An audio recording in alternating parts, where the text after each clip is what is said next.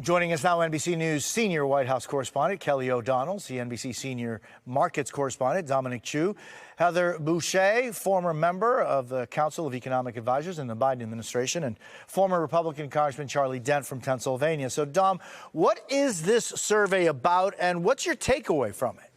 So the University of Michigan survey, as you just point out, Jose, it did reflect, as you point out, a pretty dramatic drop in consumer sentiment.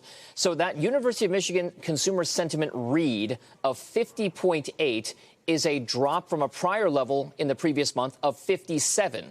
It was also below economists' forecast for a rate of 54.6.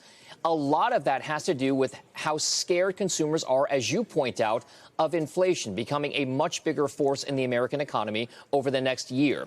The expectations on that front really jumped. Survey respondents now think that inflation a year from now will be closer to 6.7%, which is notably higher than the prior read of a 5% rise in inflation. It is, by the way, also the highest expectation since November of 1981, when the country was still reeling from the effects of sky-high inflation back then.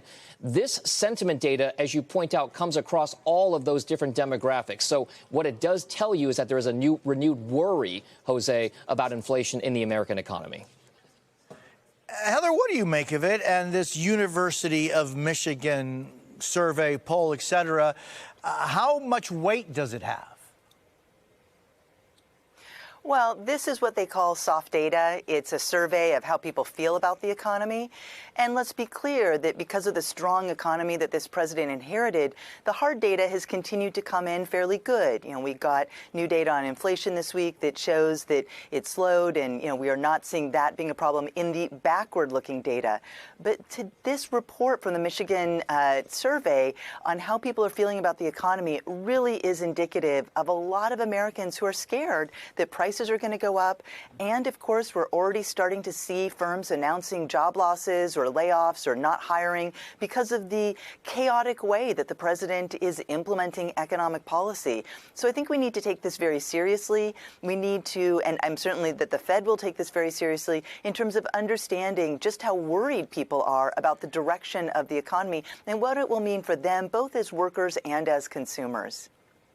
And, you know, the president has talked about essentially rearranging the world economic order and has been touting companies announcing hundreds of billions of dollars of future investments into the United States. Those would presumably create maybe thousands or tens of thousands of jobs in the future. But let's talk specifics about today, Heather. What do you think the impact is of these Chinese 125% levies announced overnight? Well, what we're doing, what we're seeing this administration doing with this chaotic tariff policy, on again, off again, up, down, maybe, now certainly the president is focused on the trade war that he has started with China. And what that means is that prices are going to rise in the short term. The president is arguing, well, there'll be some pain, but companies are going to invest. But what the administration is not doing is creating the conditions or the wherewithal or the security and the certainty for firms to make those investment decisions within the United States. So on the one hand, he's making things that we import more expensive, but on the other hand, he's taking all of these actions that are not improving investment conditions here in the United States. You know, DOGE has been doing these chaotic, chainsaw cuts all across the federal government, de-investing in R&D, making it harder to enforce labor laws, so we don't think that, maybe these won't generate good jobs down the line. A whole bunch of things are happening behind the scenes because we're also focused on the chaotic tariffs. And yet, even though firms have said, hey, we're going to invest, we need to wait until we see that data show up in the cold, hard data. And what we know of the first Trump administration is even though he did those big tax cuts for rich people and for corporations, and even though he did tariffs, we did not actually see that show up in a ramp up of investment that would be commensurate with his policy shifts. So I think that, I'll wait until we actually see that showing up in the hard data. I think all signs are today that this is a chaotic time for investors, a chaotic time for businesses, and that is why you're already seeing firms announcing layoffs and announcing that they are stalling investments here in the United States.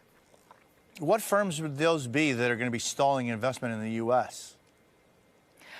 Well, you already heard that Stellantis was laying off 900 workers, for example. Cleveland Cliffs has announced layoffs of, I believe, over 1,000 in Michigan and Minnesota. You've already heard that CEOs are announcing that they've got layoffs. I think it was 37% are considering that there may be layoffs coming down the pipeline. So we're starting to see these bubble up. But this has been a very tumultuous week, a week and a half to say the least, in terms of economic policy. And the trade war with China just adds more uncertainty, even as we know that there were some structural challenges in the trade relationship between the United States and China that need to be dealt with in a sane and sensible way so that we can continue to see the kind of equitable economic growth that we want to see here in the domestic economy.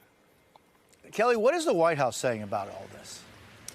Well, as you might expect, the president, who believes very strongly in his policies and likes to maintain flexibility, and we've seen a lot of that so-called flexibility in the way that he has responded to this with the pause, and certainly with China responding, the president has, through his trade representative, has described that as unfortunate. He has also said that all of the countries want to come negotiate. We don't have any indication yet that China is eager to do that. We've, in fact, seen China respond with their own retaliatory tariffs. So that remains a complex and difficult relationship, and one that is very consequential for a lot of the everyday goods that Americans like to buy in our very strong consumer culture, and of course for all of the importers and small businesses that rely on that supply chain. The president himself, who likes to promote his policies and brings his salesman and branding and pitchman style to his office, today used his social media post to say that it's all going very well.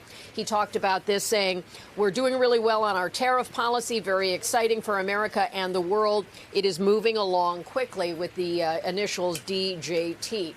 So a placeholder perhaps today from the president, who is separately going to Walter Reed National Military Medical Center for his annual physical, the first since he's returned into office. So there's a period of time today where we won't be seeing the president on camera. Then he heads to Florida. But he can use his social media posts, and certainly top advisors can be out talking today. And we saw that with the trade representative, who described the response from China as unfortunate. Jose?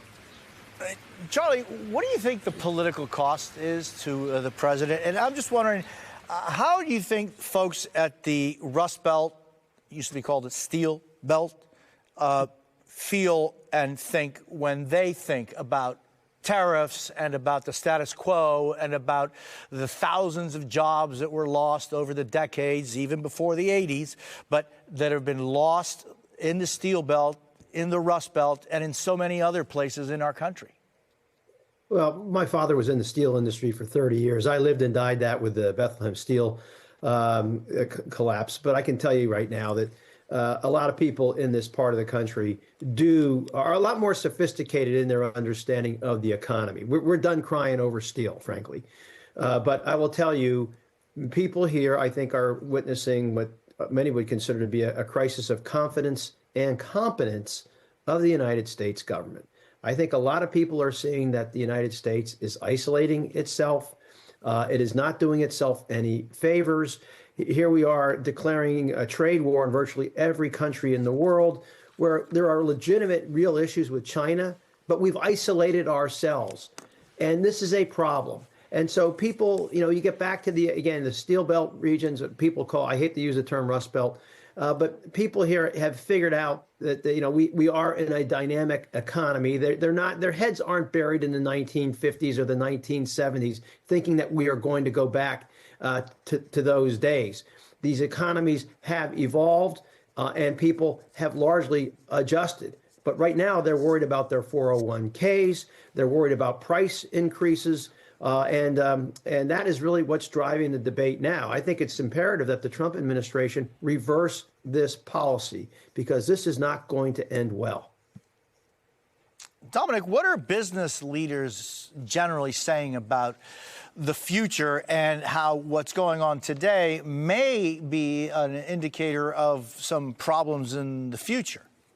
Sure, Jose. I don't believe that the vast majority of the CEOs, CFOs, and senior business leaders that we talk to, I don't think their story has changed at all over the course of the last several weeks, and certainly not in the last couple of them. It hasn't changed from the most senior level for the big reason that, for the most part, the theme that they've been talking about has been that tariffs are generally not good for the American economy.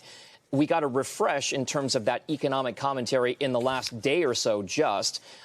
Today, BlackRock CEO Larry Fink was on CNBC just earlier this morning, and he basically said that he thinks we're very close, if not already in a recession right now. He's also the head of the world's biggest asset manager, so he kind of has a different view of how things are moving along. He made similar comments to the Economic Club of New York this week when he said that other CEOs also think the U.S. is, quote, probably in a recession. J.P. Morgan Chase reported its latest results this morning. As part of that release, the CEO of America's most valuable bank, Jamie Dimon, said that the economy is facing considerable turbulence, including the negative of trade wars, ongoing sticky inflation, high fiscal deficits, amongst other things. He also did, though, mention the potential positives of things like tax reform and deregulation. I would also point out one more anecdote here. Fellow big bank CEO Charlie Scharf over at Wells Fargo said that a timely resolution to the trade wars would benefit U.S. consumers, U.S. businesses, and the U.S. markets. So, Jose, you can also expect to hear a lot more CEO commentary throughout the course of the next several weeks, because just about all of them will be making public comments during their quarterly earnings releases, and a lot of them, Jose, will be addressing tariffs and trade wars.